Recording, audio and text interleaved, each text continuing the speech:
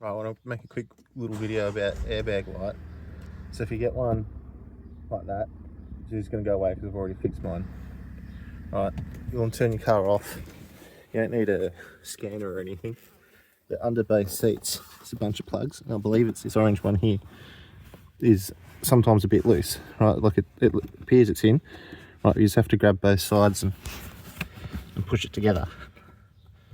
Right, might not even click.